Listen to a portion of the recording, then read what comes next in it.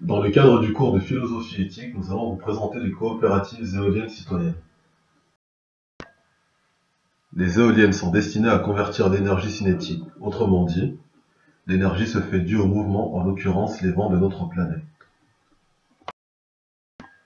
Les coopératives éoliennes citoyennes sont des organisations constituées de particuliers apportant un capital nécessaire à la création d'une ou plusieurs éoliennes. Cette union apporte de l'électricité pour les investisseurs et contribue à l'amélioration de l'environnement. Depuis quelques années, on constate les changements sur notre planète dus au réchauffement climatique. Ce réchauffement est notamment causé par les gaz à effet de serre. Les activités humaines, qui depuis la révolution industrielle ont provoqué une forte augmentation de ce gaz à effet de serre, et les centrales nucléaires. C'est une couche qui se concentre dans le haut de l'atmosphère. Ce gaz à effet de serre garde la chaleur du soleil et maintient une température moyenne de 15 degrés. Sans celui-ci, la température atteindrait les moins 18 degrés. Le réchauffement climatique a plusieurs conséquences qui sont les modifications des équilibres naturels incluant la température, les vents et les pluies. Ensuite, les effets sur notre santé comme maladies dues à l'apparition d'insectes tropicaux. Finalement, la disparition d'animaux qui peuvent atteindre 30%, en d'autres termes 120 000 espèces par an. Pour lutter contre ça, la population commence peu à peu à se mobiliser afin de trouver des alternatives pour préserver l'environnement. Ainsi que le développement des énergies renouvelables, les éoliennes contribuent à la réduction des gaz à effet de serre. Les centrales nucléaires produisent de l'électricité grâce à l'uranium ou au plutonium. Comme l'histoire nous l'a démontré, les centrales peuvent être un danger pour l'environnement car des imprévus peuvent tourner à la catastrophe nucléaire.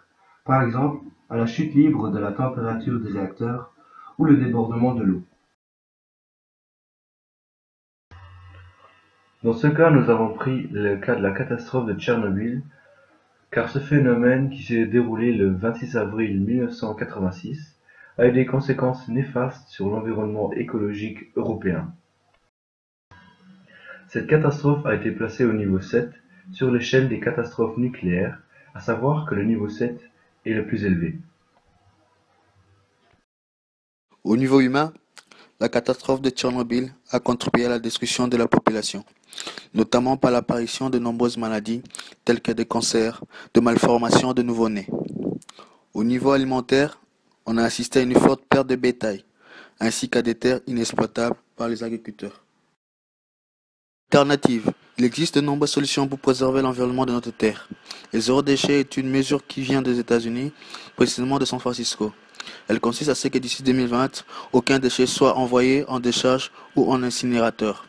Donc 100% ces déchets recyclés ou compostés. En 2002, San Francisco s'est engagé dans un marathon au recyclage pour parvenir à avoir de zéro déchet d'ici 2020. Depuis ces mesures, les déchets recyclés ou composantes dépasseraient le 80%.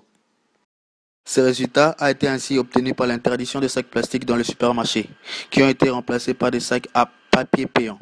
Depuis 2009, chaque ménage est obligé de recycler et composter. Chaque habitation adopte 3 poubelles, un pour composter, une autre pour le recyclage, un pour le reste des déchets. La ville a mis une disposition pour obliger chaque habitation à payer en fonction du poids des déchets générés. De plus, ce système de poubelles revient à beaucoup moins cher. Ainsi, cette alternative évite la production de gaz très toxiques dus aux décharges.